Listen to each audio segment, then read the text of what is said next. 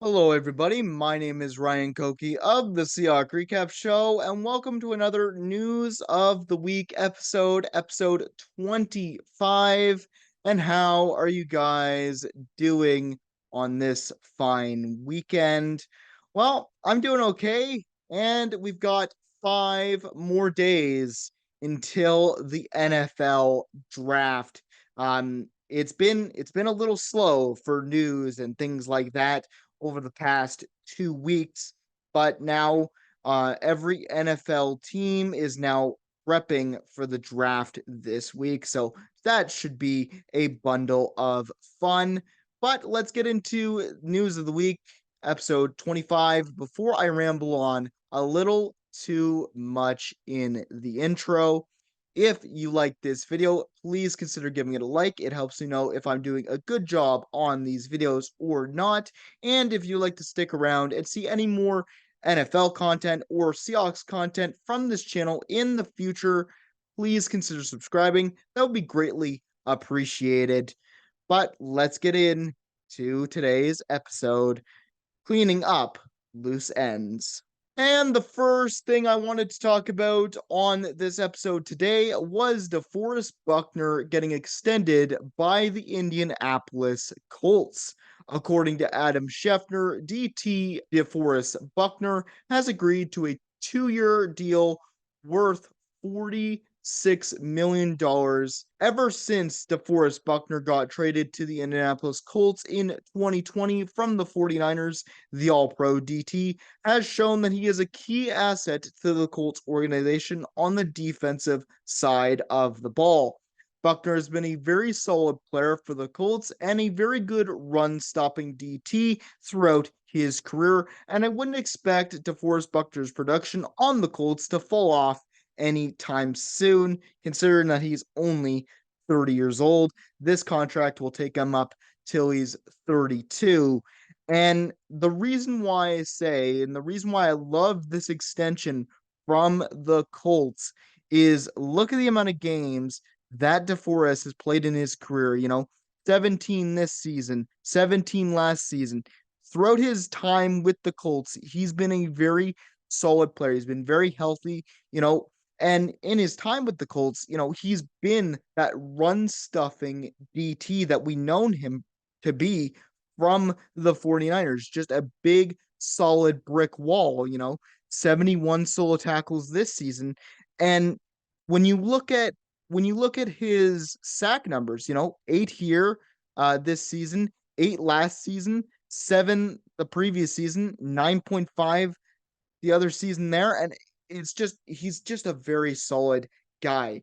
And looking at this signing, looking at this transaction that's happened, I think both teams can be very happy with this because now DeForest is entering his 30s, so he's going to be a guy that is going to be a mentor for younger D linemen coming into the Colts organization. He's already established himself as a leader there. That's why the Colts picked him up in 2020 and paid a first round pick for him, and he's great. So I can't wait to see what DeForest Buckner does on the Colts with his new contract extension. Good for him. I like him as a player.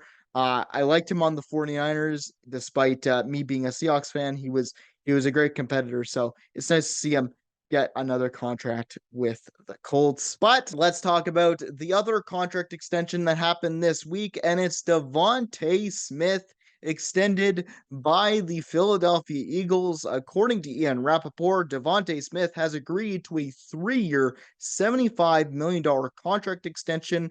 51 million of that is guaranteed with Philadelphia.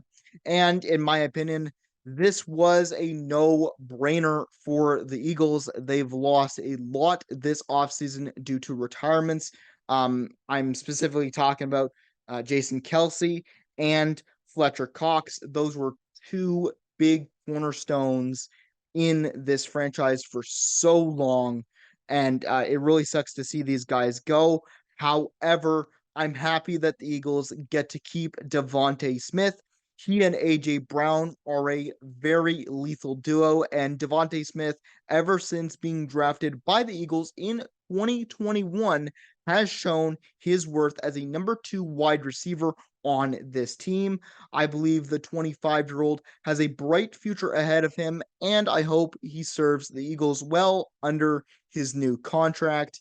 And just like everything in the NFL, when every new contract comes out, you always get those types of people in comment sections and everything on social media going, oh, this is an overpay. People are looking at the guaranteed money that DeVonta Smith was making and going, oh, 51 million for guaranteed for 3 years. That's like insane. Why is that?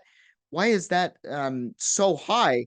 But you look at what DeVonta Smith has done for the Eagles in his first 3 seasons here: 16 games, 17 games, 17 games.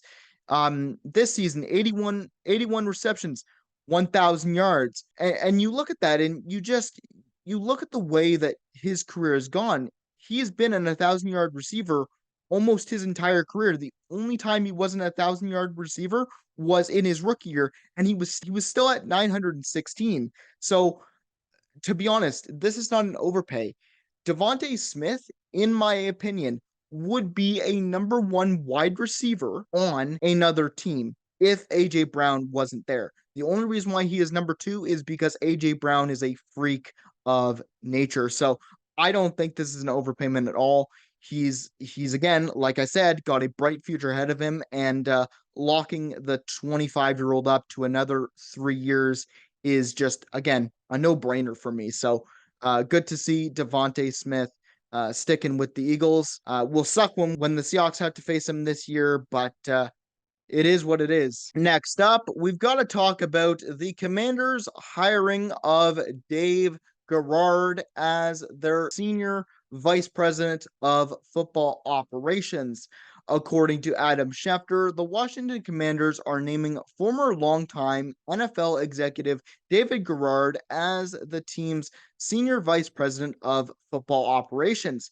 Gardi will manage in-game management duties and will support the coaching staff and the front office on compliance with the league protocols, officiating tendencies, and health and safety guidelines.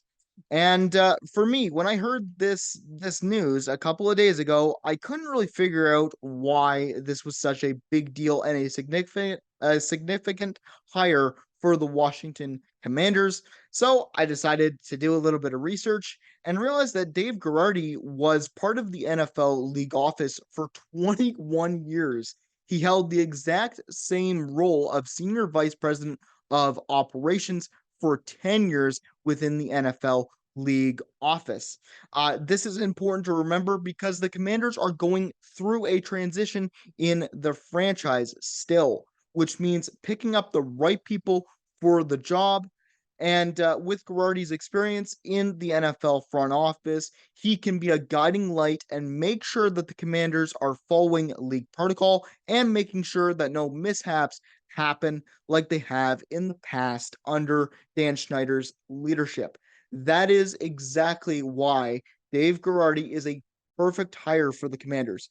He was doing the same exact thing as in the league office for 10 years, and now he's just doing it with a team that is still trying to right the wrongs of what Dan Snyder did to the Washington Commanders franchise. That guy was not a very good guy, and this new management group, the ownership from GM of Alex Peters to now David Gardi, are heading into the right direction of trying to rebuild the Washington Commanders' reputation. And this, I think, is going to be a very good hire if all things go well. And, I think the Washington Commanders are trying to turn a new leaf in their franchise history and trying to be better in the sport, which I am all for. And the last thing I wanted to get to on the show today was JK Dobbins signing with the LA Chargers. According to Adam Schefter, the LA Chargers are signing running back JK Dobbins to a 1-year deal. We don't know the exact amount of money he's getting on that 1-year deal, but I'm happy for Dobbins, honestly. I'm glad he's getting to play on an NFL roster again. I know his career since being selected by the Ravens in 2020 has not gone to plan because of the injuries that he has suffered. But hopefully, the 25-year-old can get back on the football field and have his first full complete season in the NFL without injury. I don't know how much he will play in this LA Chargers system, but if I'm him, I would just be glad I'm getting a second shot at making the NFL work. I also would try and do the best I can to compete for the starting job against Gus Edwards coming up for this NFL regular season in 2024-2025. And I like JK Dobbins. I like every player, not every player in the NFL, but I like a lot of players that come back from injuries and have had, you know, careers where they haven't gone to plan with certain teams. When you look at what JK Dobbins has done in his career, his first year in the league, he had really good numbers, 15 games, 134 attempts, 805 yards. He was really starting off strong. And then from there, the last two seasons, he's just been hit over the head with the injury bug, ACL tears and things like that. And it really sucks. It really sucks to see young guys go down with injuries. It really sucks to just see any football player go down to non-contact injuries and things like that. And if you've been around the channel for a while, you'll know my stance on those types of injuries. I'll say it again and again, and I'll shout it from the rooftops. But I'm glad that J.K. Dobbins, like I said earlier, is getting a second shot because he honestly deserves it. Because I don't think a lot of people, when J.K. Dobbins was signed, are like, oh, he's a bust. He's not going to really do much for the LA Chargers. Why did they sign him?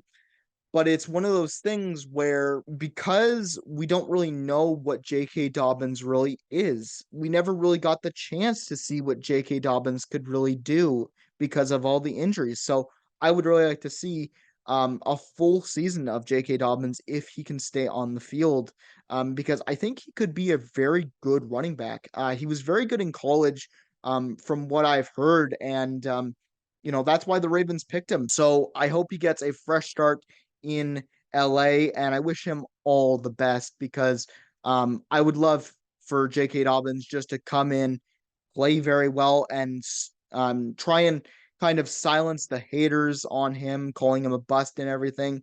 Because I just really want to see some NFL players shine because I was never, afforded the opportunity to go into sports like the NFL and things like that. So whenever you hear success stories, it is always nice to hear from someone who could only wish they would be in that kind of position.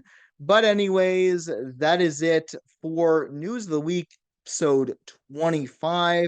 I hope you enjoyed the video. I will see you guys sometime this week as I will be discussing, before the NFL draft happens in 5 days, what I'm expecting from the Seahawks, what I want to see the Seahawks do in the draft and things like that. So stay tuned for that video.